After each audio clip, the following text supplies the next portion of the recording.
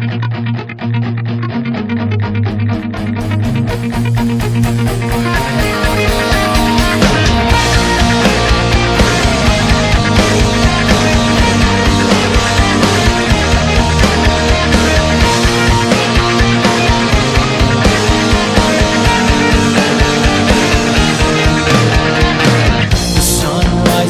sets another day. Billions will kneel and pray.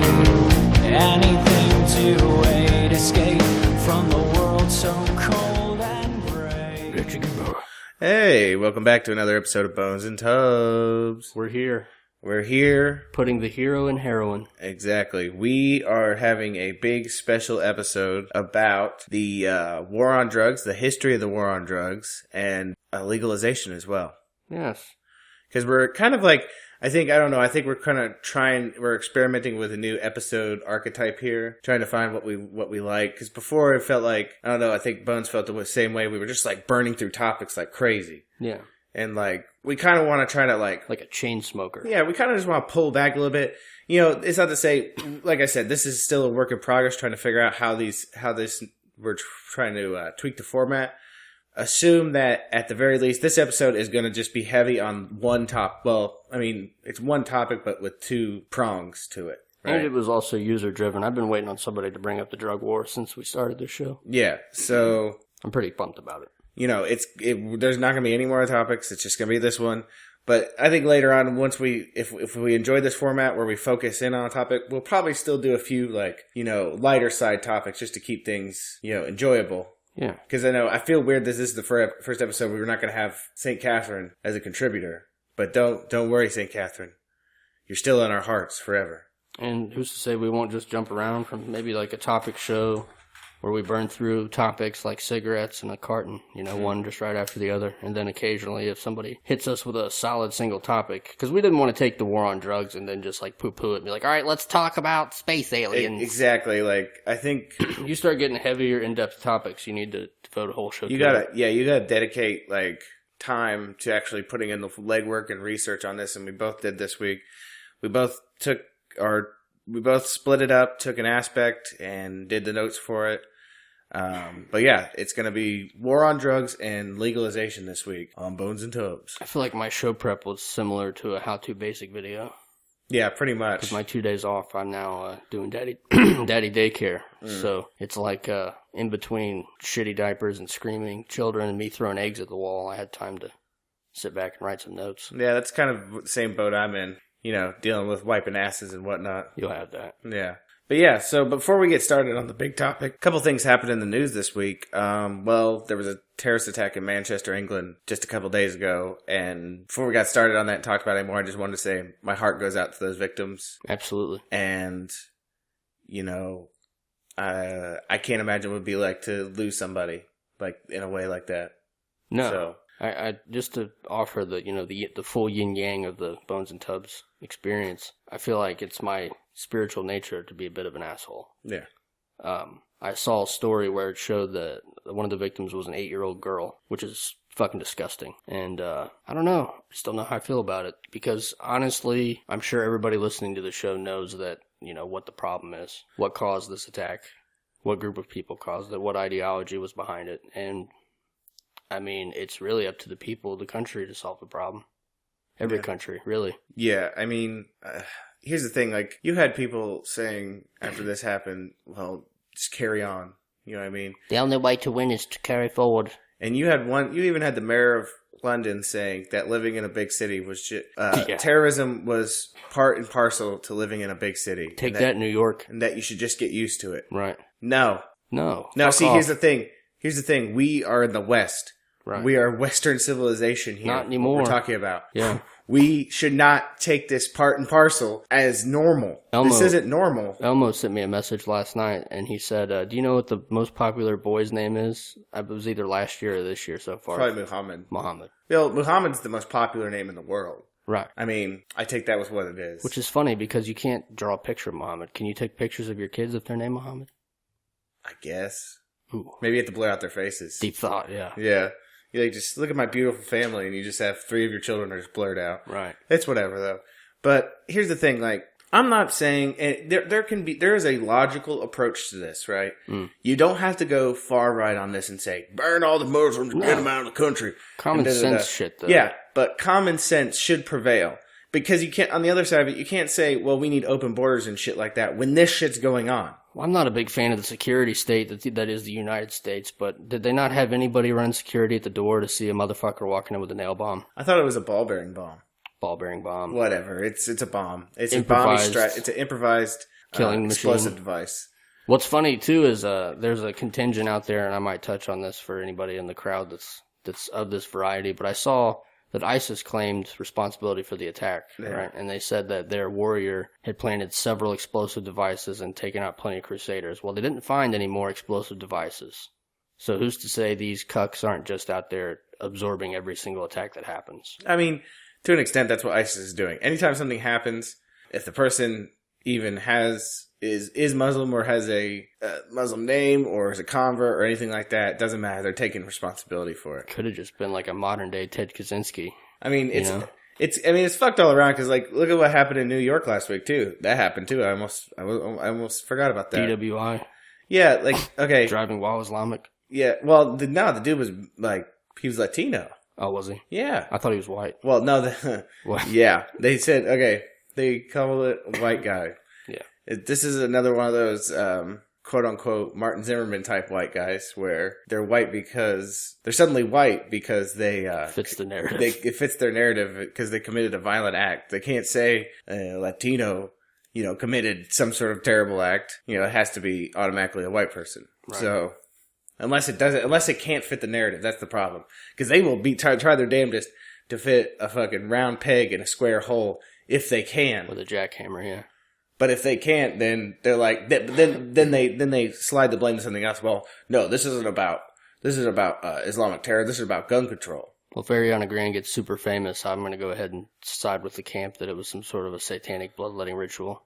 It's interesting to me that most of these people that get famous have somebody close to them die, and whatever. Those one dudes that at the Paris attack last year didn't get famous, really. They're probably still doing their thing. Oh, the Eagles of Death Metal, I think that's what they were called, or some shit like that. They probably had the pentagram misaligned with the stars or some shit. Now, who knows? They let too much blood on one part of the pentagram and not another. So exactly. You got to have equal distribution. Equal distribution. Remember that. I saw a strange picture that had a pentagram, assault pentagram, with a skull can in the middle. I saw this too. Was it Mattis up top? Yeah. Like, what the fuck are you talking about? Were they... I think he was trying to invoke some sort of powerful satanic energy to provoke Mattis into finally taking on ISIS. 2017 Crusades. Yeah, that's what it was. Yeah, they wanted to start the Crusades over again. Fantastic.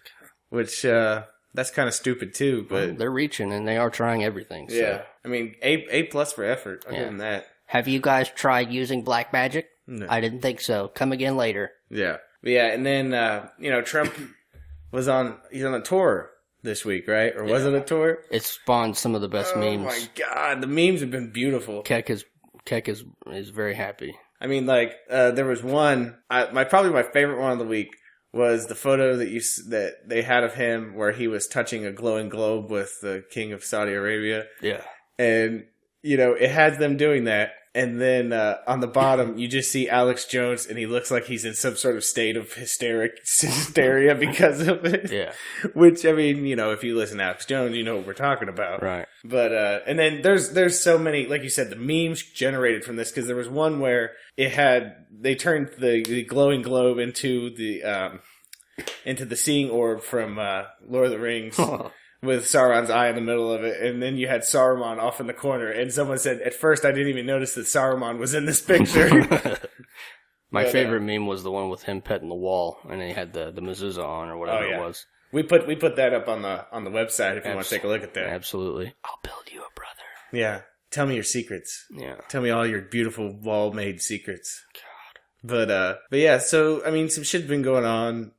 Like I said, it sucks, and like I said, if we step back, take a logical approach to this shit, you don't have to ban all Muslims.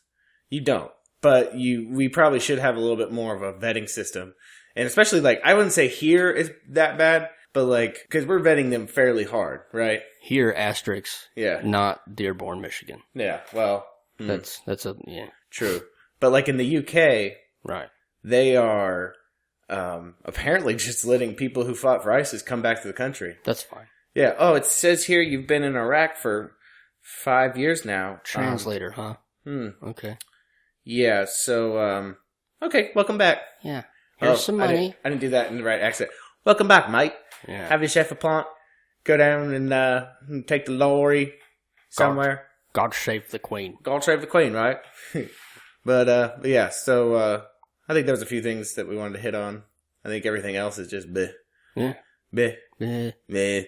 But okay, so we're gonna get started on this. Do you want to do the history, since I guess like the war on drugs really has been going on for a long time? Do you want to you want me to touch on that first, and then we'll move into? Let's hit up the history so we all know what we're talking about here. Okay, history of the war on drugs as we know it. Here's the thing: the war on drugs, the term wasn't coined until Nixon. But mind you, the war on drugs has been going on a hell of a lot longer than that. Right. Like, we got to take this shit back to 1906. Where the Pure Food and Drug Act was passed. This was the first noun in the war on nouns. Yes. Okay. Exactly. So the Pure Food and Drug Act was initiated in 1906, and it was really started because opium was a big problem. Opium was in everything. Right. They had it in fucking cough syrup, all sorts of shit, right? I mean, goddamn, you imagine living back then and you had a little and you went down to the drugstore, can I get some cough syrup? You take that shit, and then you're down for 6 hours. How did anybody get anything done? Exactly. Right? I mean, this is pre-internet times, so people weren't scouring for memes. That's what we do now. They didn't have videos of somebody flocking out in the street? No, you just had to get high on opium, sit in your house. That's fine. But, and I was doing a lot of research on the war on drugs, and it seems like a lot of prohibition on drugs, it seems to stem in some scenarios to, at least they put the blame on, it's kind of racist. That's what they were saying. They said, the reason that opium came about and they said, oh, we gotta get rid of this and shit like that, and we gotta, regulate it, is because, they were saying that, Chinese immigrants were, luring women into dens of iniquity. Or not iniquity. I'm using the wrong word, but whatever. Dens of raw dogging. Yeah. Dens of terrible shit going on. Yeah. And luring them in there and getting them addicted to opium. Well, who was the congressman that was, he was in the war on drugs, in that history timeline where he was mentioning marijuana and saying that, I can't use his language, but I can say that black men were getting enraged and raping white women. Well, that was probably, I actually have that in the notes. That was probably Harry J. Anslinger. Okay, yeah. He ran... he created the Federal Bureau of Narcotics. This is before the DEA, mind you. Nixon created the DEA. He ran this agency until 1962. And basically, he is the father of all modern drug policy for the most part. If we're talking about, on the criminal side, where it started and how laws were created to punish people for using drugs, this is the guy we're talking about. Fantastic. Because, and like you said with marijuana, they actually, that term was coined to give it racist annotations. Wasn't it a roving tobacco from Mexico? Yeah. Marijuana. Well, they said, and marijuana was used to put the blame and say, because we were having a lot of Mexican migrants coming to the U.S., saying that any time a Mexican committed a crime, he was crazed on marijuana. Oh my God. But, so they would say oh, he's crazed on marijuana or anything like that. And they said the same thing about African Americans too. That was, the thing is, from my research, what I found is any drug that was freewheeling at one point in time, at least part of the blame was put on African Americans for the reason why it should be banned. Well, the fear campaign, Yeah. Propaganda. I mean, we're talking about marijuana, cocaine, opium, all these things. They said, oh, black men are luring our precious, pure white women to these dens of iniquity. And I said it again, I don't care. Women were the old school kids of today. Because kids are what they use nowadays to ban stuff. Got to protect the kids. Now, back in the day, they were a little bit more raw. They were oh, white women are getting raw dogged in crazy numbers by these ethnic peoples. Yeah. So, and it's weird. You might be listening and think, wow, Bones and Tubbs are agreeing with something where someone's saying that something's racist, and it actually was, because it actually is. Yeah, I mean, if you go through it, it looks like a fucking black comedy. Somebody was just saying things things that you don't say in polite company. Here's the thing, if any politician wanted to, in this day and age, if a politician wanted to commit career suicide, all they would have to do is say any of the shit that any politician said about 70 years ago, like, well, blacks are coming into our neighborhoods and selling our kids dope and getting them hooked on the shit, and they're going crazy and they're beating their moms and all.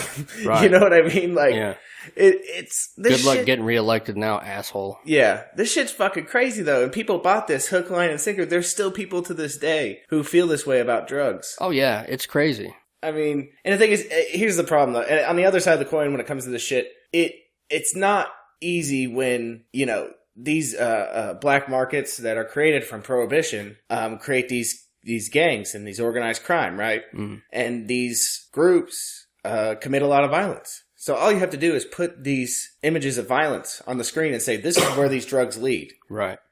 To stop it. Like they said the same thing after 9/11. They said smoking weed was funding terrorism. Right. Yeah. Right. As they used the war on terror to up the opium production and ship opium into the country, creating the heroin epidemic that we now have in every city. Exactly. That's fine. Yeah, it's whatever. I'd say, like, remind you, this is pre-Nixon. We were in our infancy when it came to how we were going about these laws. I mean, you had, it was different state to state. You had some states that were so extreme, like, I have him in the notes, but he was from New York. Oh, it was Rockefeller. It was a Rockefeller. There it is. Mind you, who, he was the governor, and he established this law that literally the motto was, lock them up and throw away the key. Yeah, that worked out really well, didn't it? Yeah, it did, didn't it? Fuckers. Yeah. Anyways, but then I think what we really need to dig into is more in the modern times. We established the old times where, you know, they started placing blame on all this shit. And we could touch into the fact that, like, marijuana, part of the reason, we're going to touch on it more later, where the corporate ties to criminalizing drugs ties into politics. Right. I think that's going to come a little bit. I'm going to wrap that circle here in a bit and bring it back around. But yeah, so, okay, then we get to the Nixon's time. Nixon said, he proclaimed, America... Hold on, let me try to do it, Nixon. America's public enemy number one in the United States is drug abuse. In order to fight and defeat this enemy, it is necessary to wage a new all-out offensive. Very good. So that was his, you know, declaration of war against drugs, more or less. Got him. But, and the crazy part is, like, I keep seeing this time and time again, every president after Nixon, or slightly before Nixon, because Johnson kind of had the same notion too. Johnson, as he liked to be called, Jumbo. Yeah. Because of his large, gigantic penis. We talked about him before, right? We did. Where he would intimidate other members of any branch of government by putting his big old dick on them. Yeah. Leaning in and being like, touch it. Yeah, pretty much. Look at that dick. But, yeah, Nixon's the one who coined the term war on drugs, though.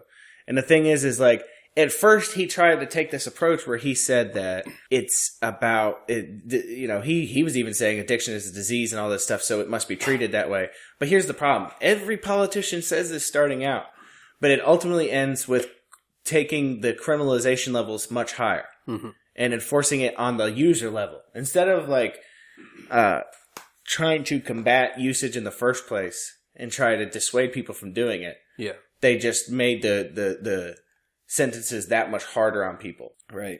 It all started out supposedly with good intentions, but always ended up the same way. Sounds good. But yeah, and like I said, this started with Nixon, and every politician after him always made it a mainstay, whether Republican or Democrat, to be tough on drugs. Gotta protect those fucking white women. Yeah, pretty much. I mean, even like Reagan, they started the DARE program, which anybody listening who's of a certain age probably had DARE in their life when they were a kid. The universe sent me a message when I was in elementary school that I should have heeded earlier in my life. We were out on the hill out in front of West Elkton Elementary, and they had that bitchin' DARE car that they probably got through asset forfeiture seizure. Mm-hmm. He came up there like talking about drugs and how they're bad, don't do them. And I was leaned back as a boy will do, you know. In my short pants. I have my hands behind me.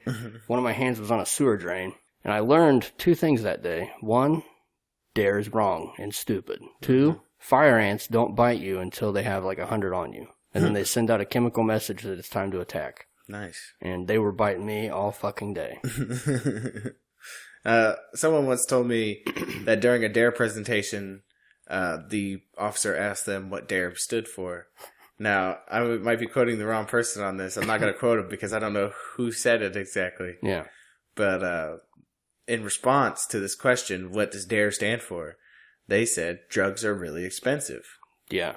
True. And everybody chuckled, except the officer. Who didn't? He didn't chuckle. He wrote the name down in his book. Yeah. I'll remember you. See you in a few years, Timmy. Yeah, shithead. Bitch. I'm gonna arrest you. But, yeah, and, like, you get a lot of these zero-tolerance programs that start popping up through the Reagan. Here's the thing. You want to, like, because we're going to start getting into the whole, like, incarceration thing with it. Okay. Clinton, if you want to bitch about the incarceration rate in this country and how bad it is now, which it's always been on the incline for years, right? Yeah. I mean, up through, all the way back to Nixon. But the big, sharp spike that we're seeing here now is Clinton. Yeah. He doubled down on most drug policies. I mean, even his wife was talking about super predators back then. What did she mean? Well, what she mean by super predators? Yeah, was that it's another way of saying black people were corrupting our children. Got him. Yeah. I mean, more or less. But, okay, now we're going to start shifting into the incarceration rate and what it's really... We're going to shift into incarceration rate and cost. Because I don't think anybody realizes how much money this shit really costs. I'm going to go ahead and list the number here real quick, just so people can start, plant the thought seed. The United States has an incarceration rate of 2,222,300 people. That's more than everyone living in Qatar and like 50 other countries. Yep. Just think about that. Our incarceration rate in the land of the free is larger than most countries. Yeah. We incarcerate more people in the world than anybody else. Freedom.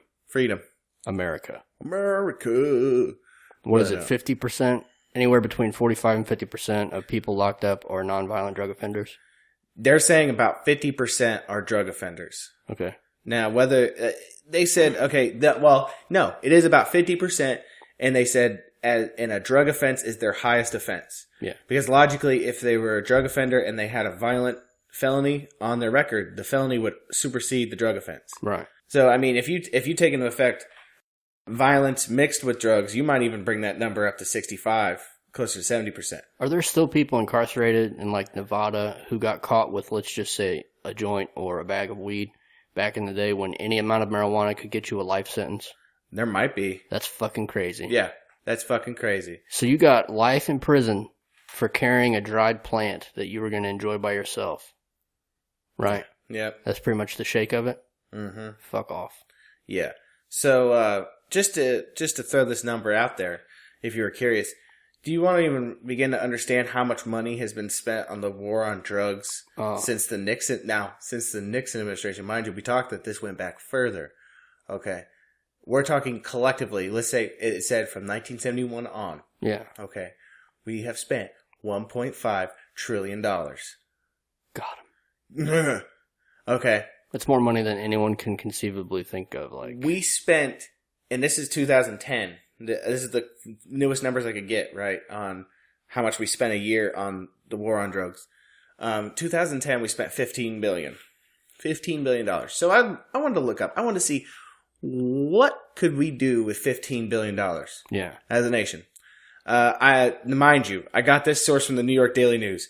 There were some of the things I'm not putting on here because, well, one was you could fund Planned Parenthood for like 27 years. I don't give a fuck if Planned Parenthood gets funded for 27 years. Think of all the babies we could have murdered. So I'm not putting that on this list of things, but there were a few things I just left off because I have a certain political mindset and I'm not going to mention them. That's fine. But, okay, so $15 billion. You could repair or make 7,500 miles worth of roads. 45 new hospitals for veterans. Or 12 Big Macs for every American. Oh my God. Yeah. You could have given the entire country diabetes. Yeah. Not better. Diabetes. But yeah, so, and then that's just for 1 year. Yeah. Okay, that's fine. One single solitary year. What did we get for all that money we spent? Did we get anything? We got a higher epidemic rate of heroin overdoses. Oh, well, I'm sure we built more prisons, right? Like, our prisons aren't overcrowded. Oh, no, they're terribly overcrowded. Oh. Terribly. So overcrowded, in fact, that most prisons are housing double the amount of inmates that they're supposed to be. Well, I'm sure that they at least spent some of that money in staffing. Like, there's probably more officers. Oh, no. No. Really? Nope. What? Didn't spend any of that. Nope. What? Nope.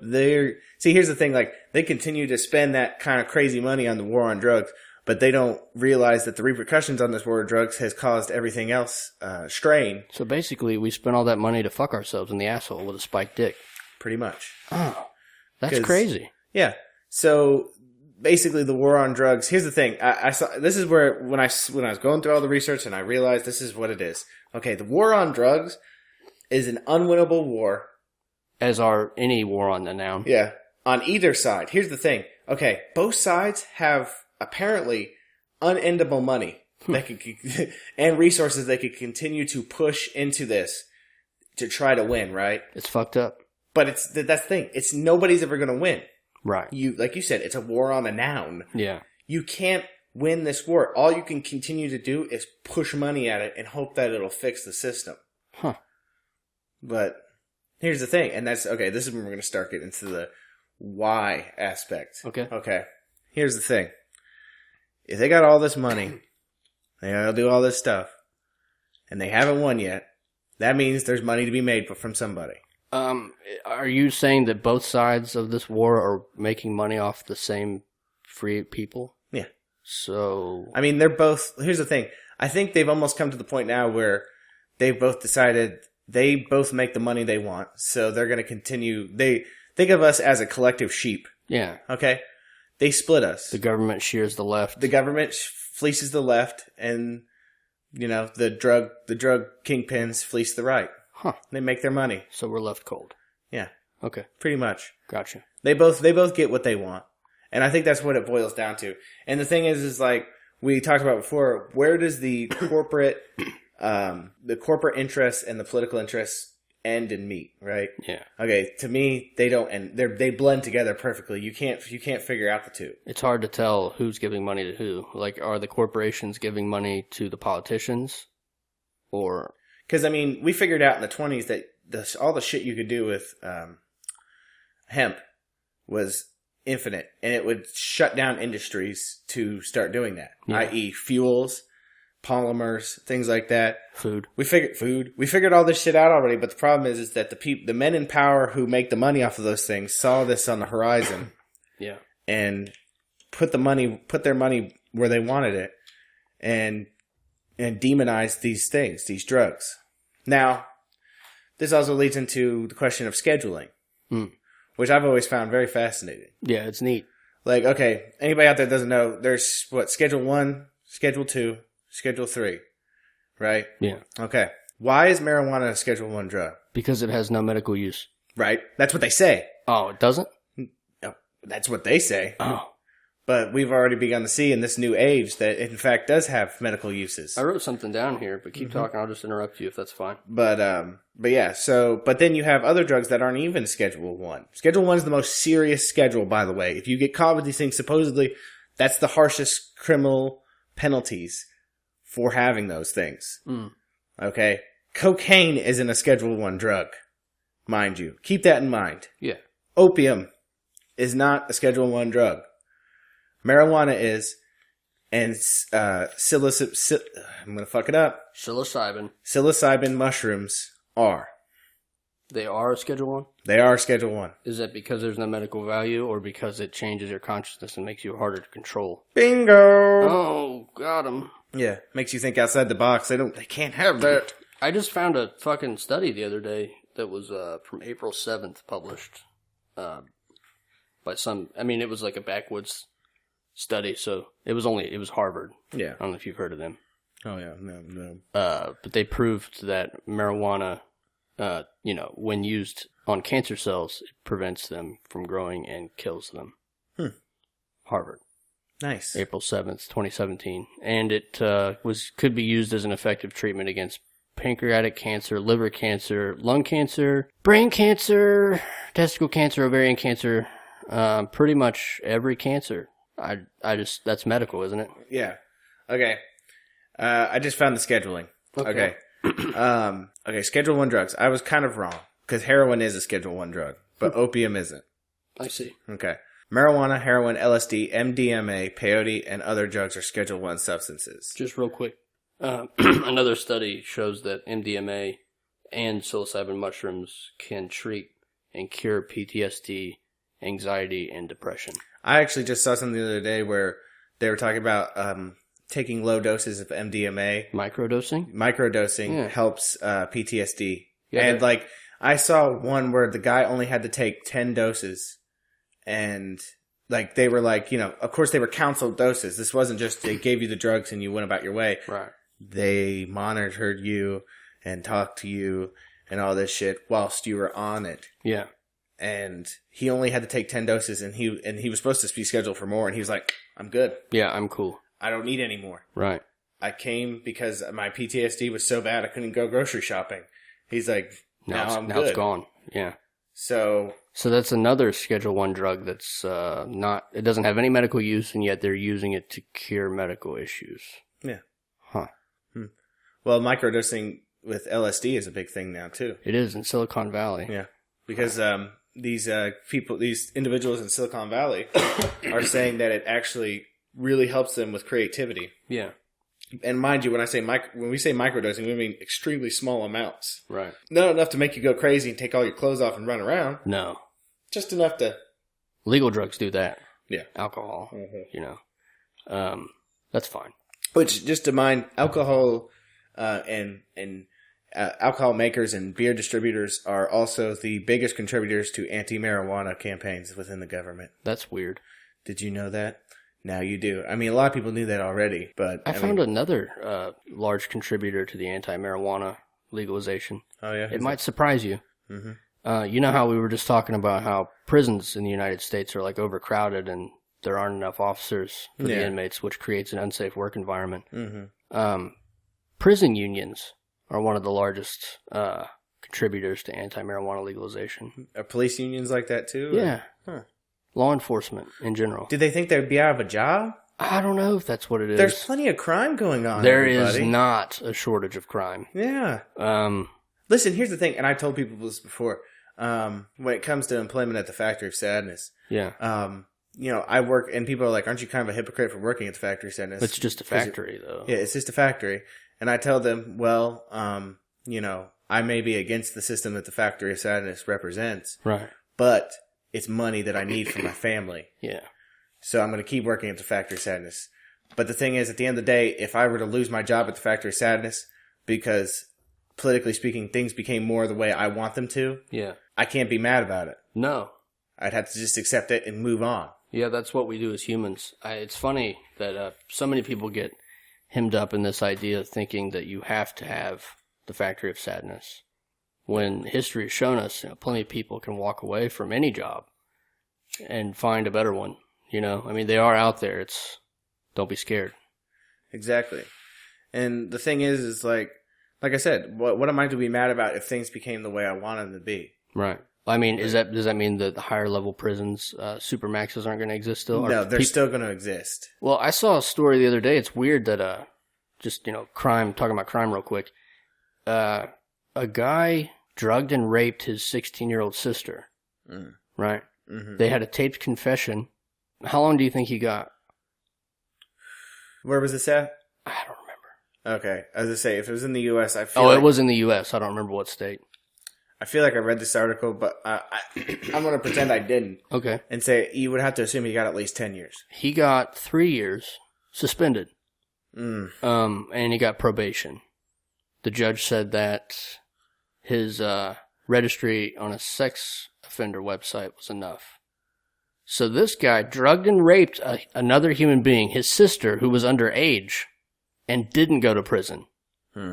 Okay? Now let's just move back into the war on drugs real quick. If he got caught with a Schedule 1 drug, he would have got 10 years. Yeah. So you can rape an underage family member while drugging them, but not go to prison. Yeah. But get caught with drugs on a Schedule 1.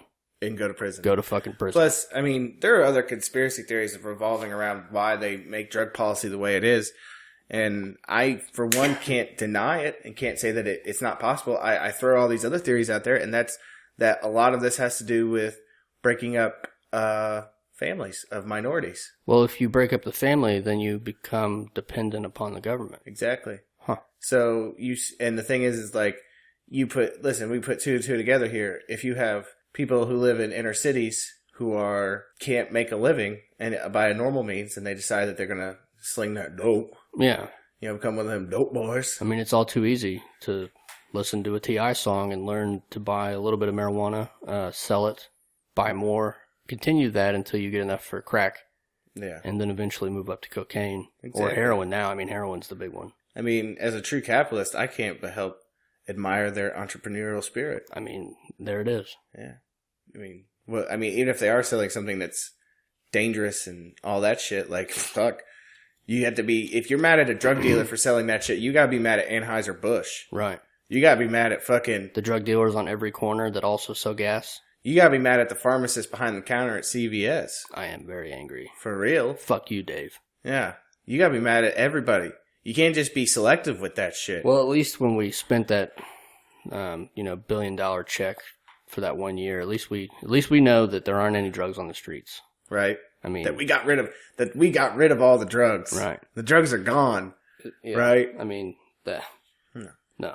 But no, and like I said, I kind of buy into that theory where it's also a design to break up families. Oh yeah, I don't know. Most people know that I'm a fan of conspiracies because a lot of times they end up being correct. Yeah. And it's a fact that they want to tear up the family. I mean, every aspect of society is aimed at that. Yeah. Get rid of, traditional family, what have you. Create government dependence. As some would say, dismantle the patriarchy. Yeah. Which, here's the thing. Like, I'm all for, equality amongst politics and all that shit. And I'm an egalitarian, so I gotta believe every human being is worth their say, right? Right. But the thing is, it's like, okay, what's wrong? Like, here's the thing. If you're going to condemn... If you're not willing to condemn Muslims for terrorist attacks, you shouldn't be willing to condemn people for adhering to a patriarchal model for their family, because that's a system that's been going on for thousands of years. History. So, I mean, that's the thing, like I said. But that's even not my bag. That's not my bag. No. I'm more, like I said, I'm an egalitarian. I feel like a relationship and a family, when it comes to a mother and father, are, it's more like a cooperation. Right. Co-op. Yeah, it's a co-op.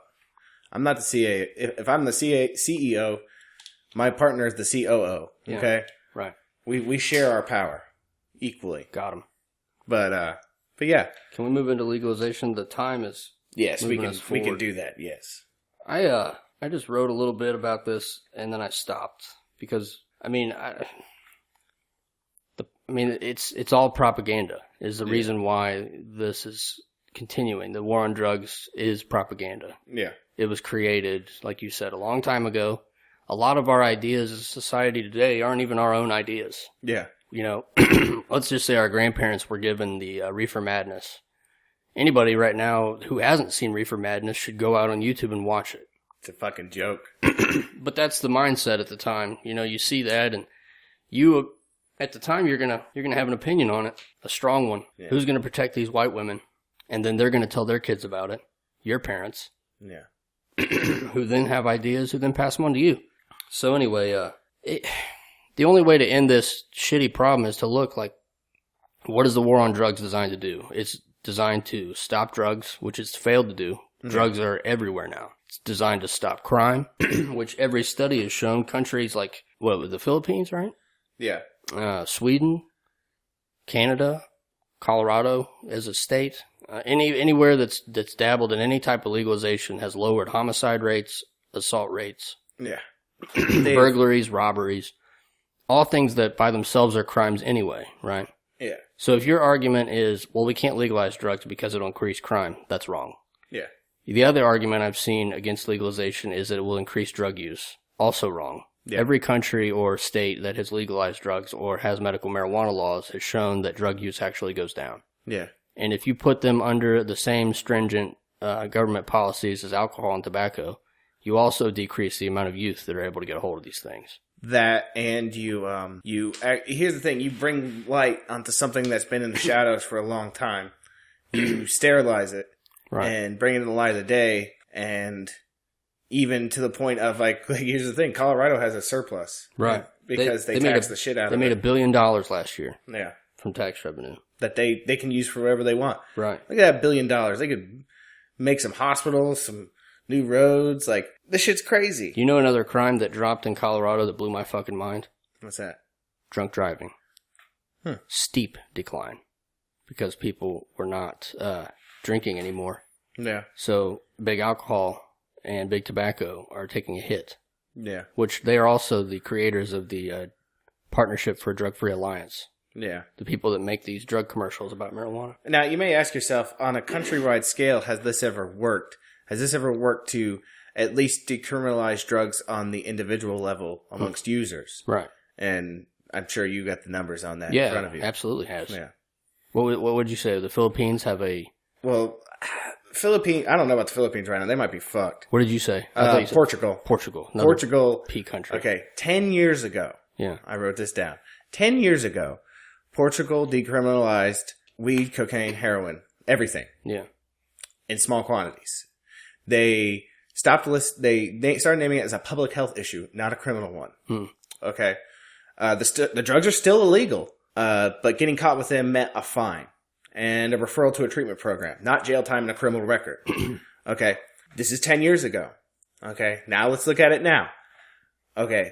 You've seen that drug overdose deaths are a big thing in this country right now. Huge. Okay. As of right now, they have 3 drug overdose deaths for every 1 million citizens. So some would say super low. Yeah. You want to put that in comparison. The U.S. has, on average, somewhere around 50,000 deaths. It's the highest amount of accidental death in the country, right? That's not taking into account the amount of people that multi-overdose but don't die due to Narcan. Okay. So we're looking at more like 1 in 6,000 people die of an overdose in this country. I'd like to know what it is per minute. You know what I mean? Like, oh, well, if it's 1 in 6,000, that shit's probably every 3 to 4 minutes somebody dies of a drug overdose. That doesn't, like I said, count the Narcan. So they're just pretty much ODing everywhere. Yeah. So, Portugal has started doing it right, and it's actually working. Another example that the war on drugs is propaganda and bullshit.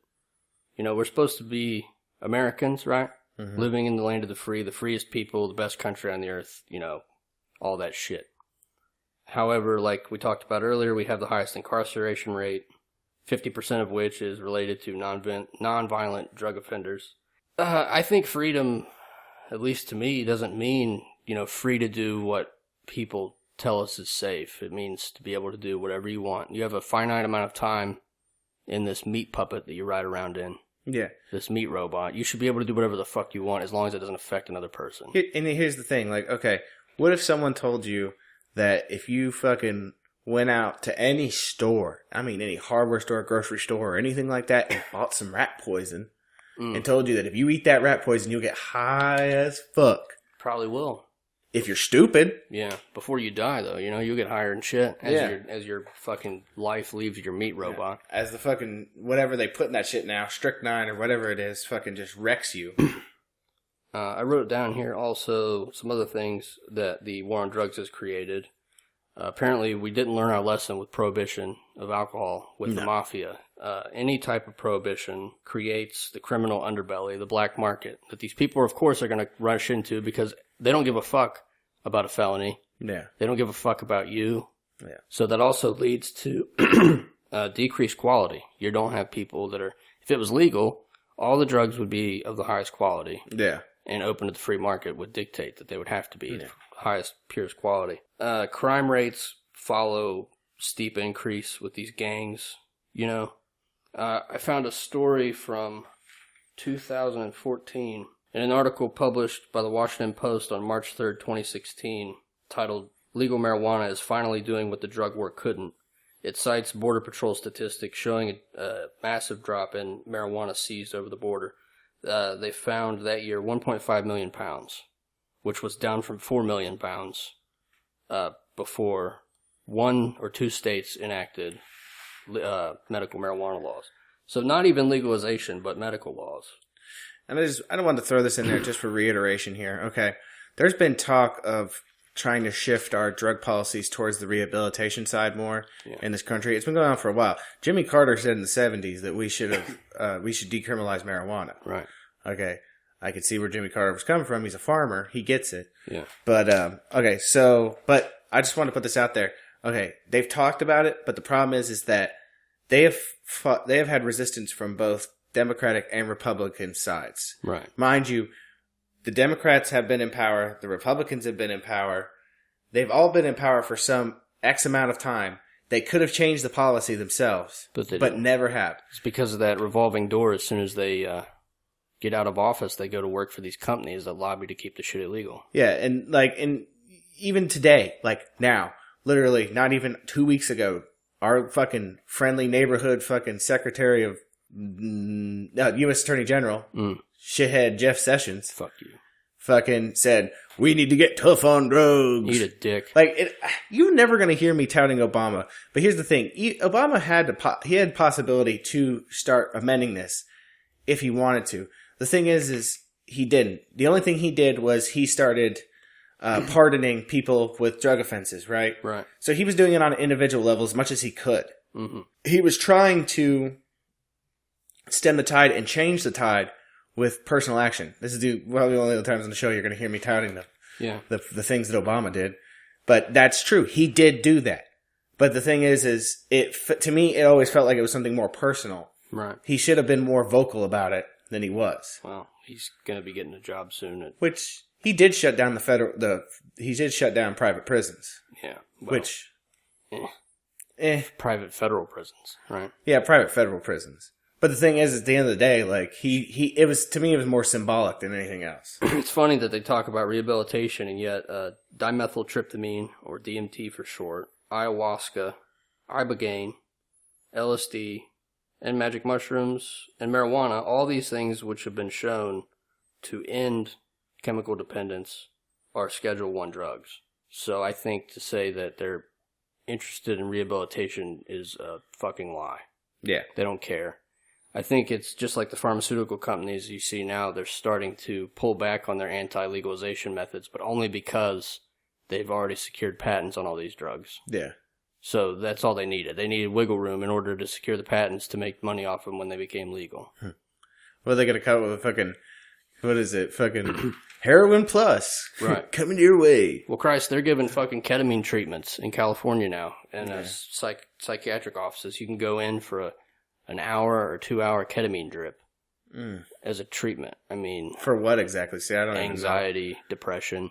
That seems like that's pretty extreme for some anxiety as a ketamine drip. Right. They say that it works, but it's just like their drugs. It creates a higher risk of suicide. Yeah. But I mean, the studies are out there. You know, it's time to quit. It's time to get rid of the fucking reefer madness bullshit. Do some goddamn research. Be adult about it. You have access to the internet. You know that the war on drugs has only created a problem with prisons. They're busting at the fucking seams. Yeah. Look at the people who are funding us keeping drugs illegal. They're all the people that are making money off of it. If you want crime to go away, if you want people to stop dying, and the numbers have actually shown that less drugs will be used, fucking legalize the shit. Yeah. We're adults. Yeah. It's time to end the goddamn... I'm so sick and tired of the propaganda. And here's the thing. Go back to taking responsibility for your own life. Right. That's the thing. Like, okay. When you let daddy government step in and tell you you're bad and can put you in a fucking cage for having a plant. Yeah. You're fucked. You're fucked. Be a goddamn adult. Yeah. Realize that people deserve to make their own choices. Even if you think they are bad choices, it's their choice at the end of the day. And even the people that are still going to buy into the fear-mongering of the increased crime, the increased drug use, and all this shit, even though the statistics show that it'll go down, they're not going to take away crime, period, with legalization. If somebody robs you to support a drug habit, guess what? They just committed a robbery. Yeah. Which is a fucking crime. Yeah. Burglary, assault. It all goes down, but still, you cling to these arguments. I've heard some of you out there. Yeah. Mama Bones. Shots fired. I've heard it before, too. I mean, it's nonsense. People think I'm a fucking lunatic when I'm like, fuck it. Make it all legal. Right. Put it in the light of day. Tax it. And see what happens.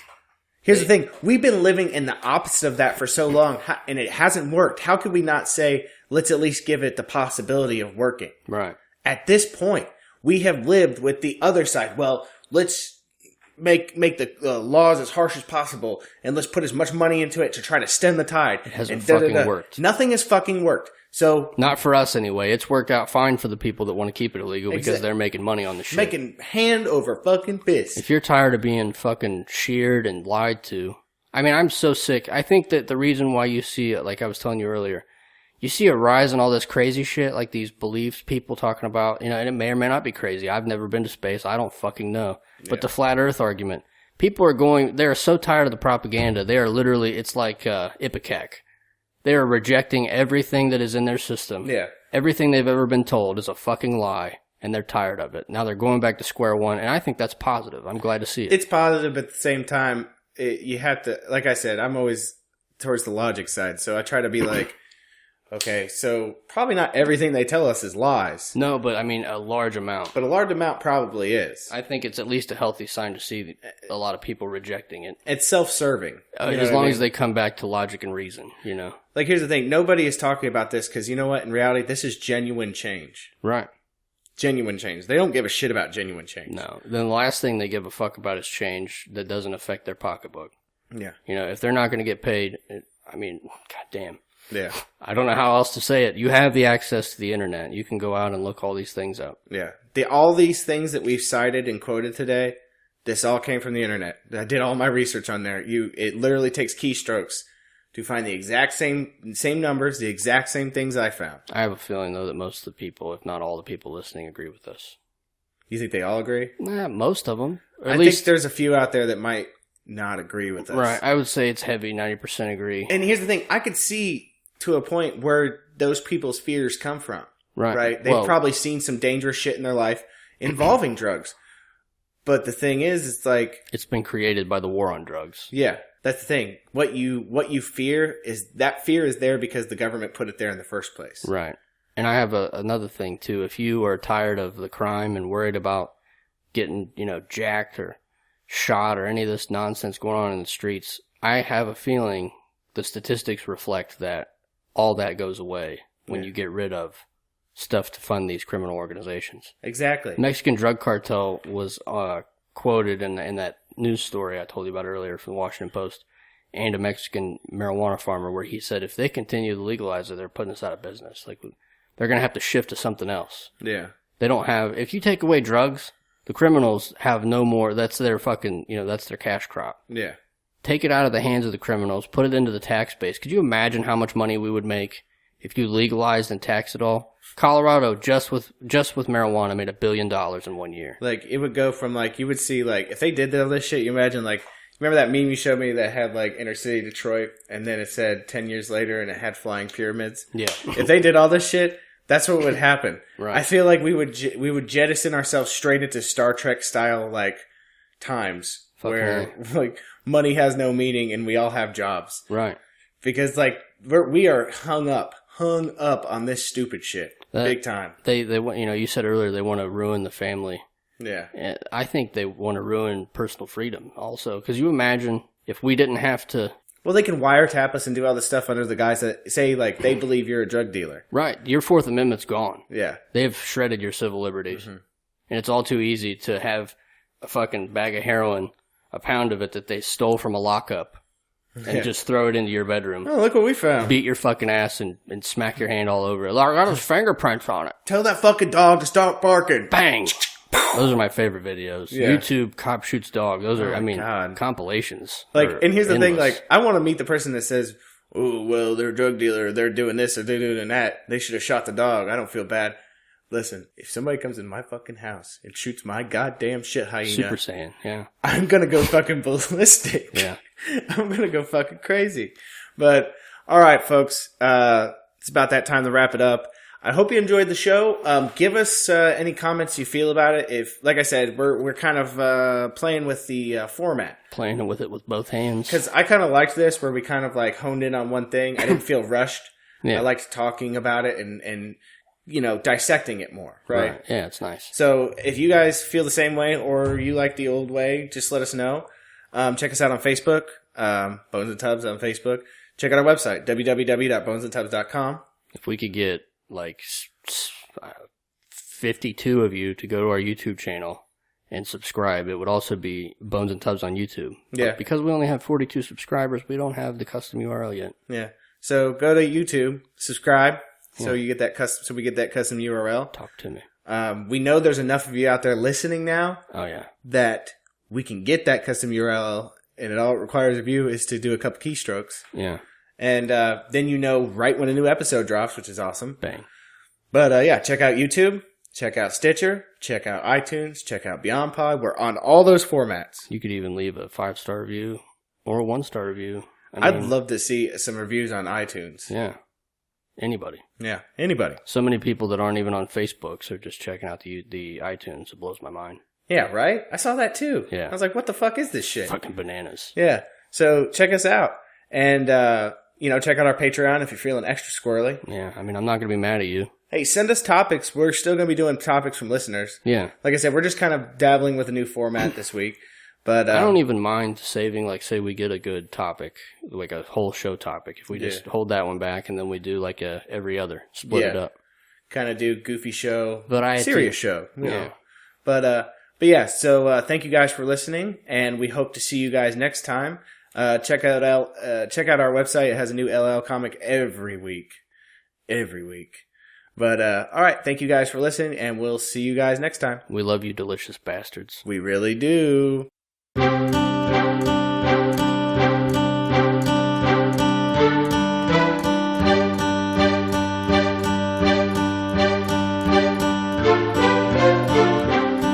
begins with a virus, and life ends as we know it. Perfect in every sense. I know I'll never forget it. Though I breathe the toxic air, I won't let it consume me. Burning skin become my face. Oh well, it doesn't concern me. I have no reason to stay. No spirit to guide my way. No blessed thing to lead me astray. I'm free of shackles today. How it ends, I just can't tell. Though I want so much to know,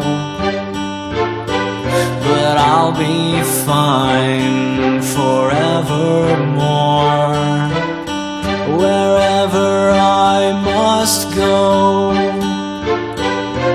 I have no reason to stay. No spirit to guide my way.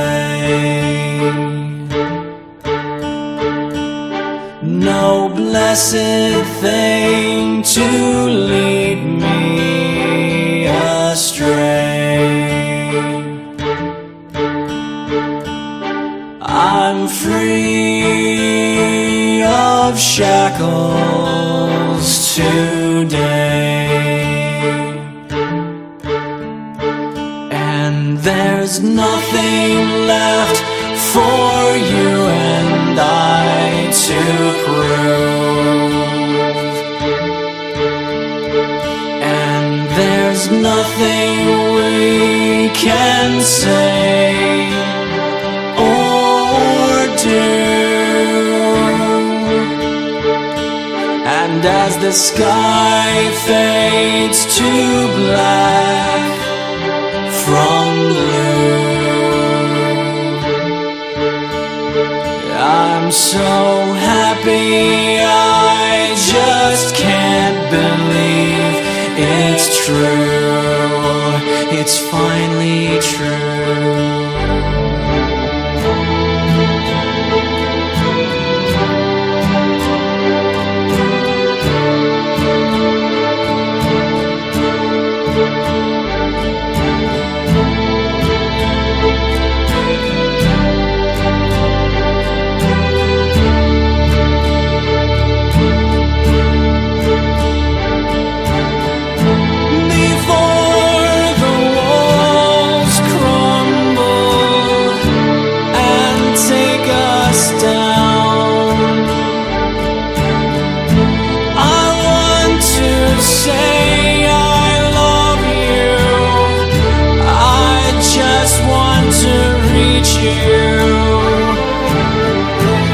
I'm sorry for breaking your heart.